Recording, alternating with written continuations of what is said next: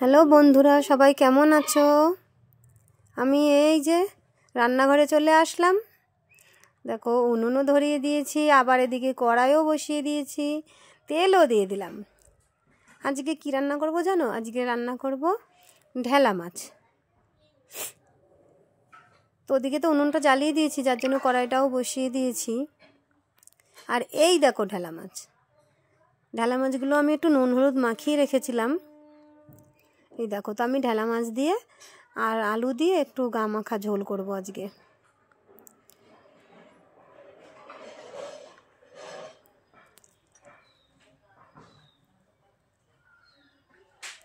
তো দেখো, তেলটা গরম হয়ে গেছে, মাছ কটা এবার ভেজে নিই।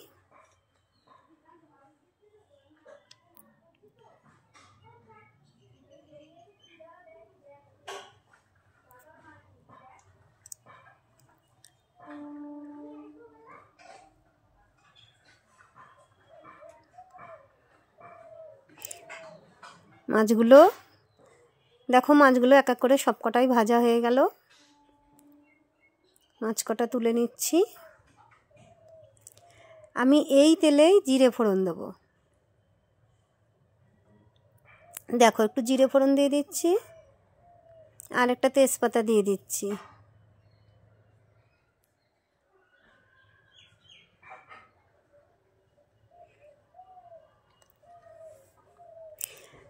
আমি মাছগুলো একটু আলু দিয়ে করব, তো ওই দেখো একটা আলু আমি লম্বা করে একটু পাতলা পাতলা করে কেটে নিয়েছি।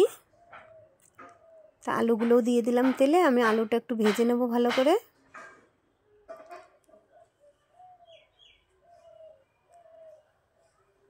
দেখো, আলুগুলো ভেজে তো নিয়েছি ভালো করে। তারপরে আমি একটু টমেটো দিয়ে দিলাম, পাকা টমেটো দিয়ে আমি আর একটু ভেজে নেব। টমেটোটা একটু মজে যাবে, তারপরে আমি মশলাটা দেব।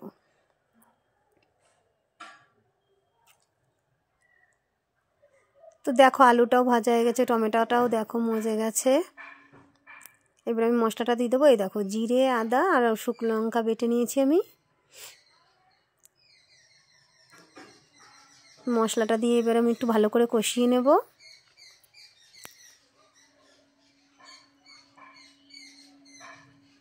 পুরো সিম্পল একটা হালকা পাতলা মাছের ঝোল, খুব ভালো লাগে খেতে। আর ঢেলা মাছের তো একটা আলাদা সেন্ট আছে।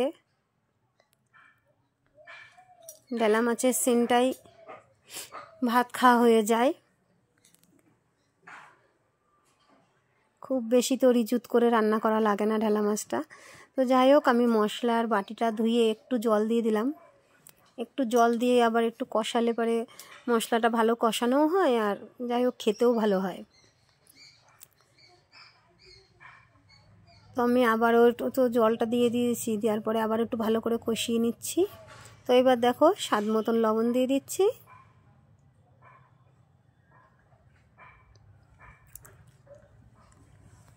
আর পরিমাণ মতন হলুদ দিয়ে আমি তরকারিটা আবার ভালো করে কষিয়ে নেব।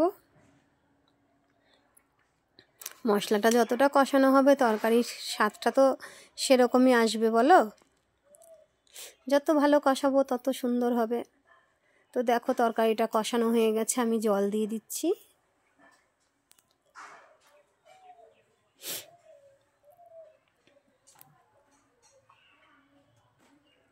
আমি মাছের ঝোলটা খুব বেশি ঝোল করব না, আবার একদম শুকনো হবে না, মিডিয়াম একটা ঝোল করব।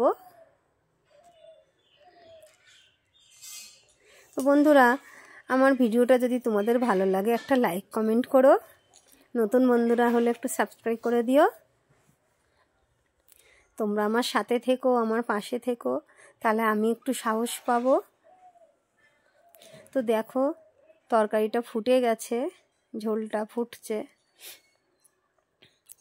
দেখো, আলুটা সেদ্ধ হয়েই এসছে প্রায়। এবারে আমি মাছটা দিয়ে দেব।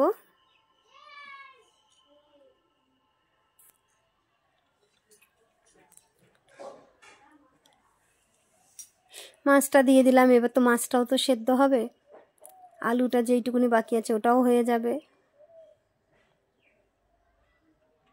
একদম সিম্পল একটা রান্না। তোমাদের যদি ভালো লাগে তোমরা এটা রান্না করে খেয়ে দেখো, তরকারিটা খুব ভালো লাগে খেতে।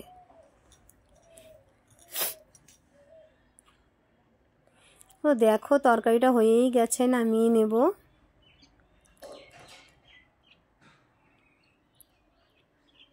তোমরা দেখতেই পাচ্ছ বেশি ঝোল রাখিনি।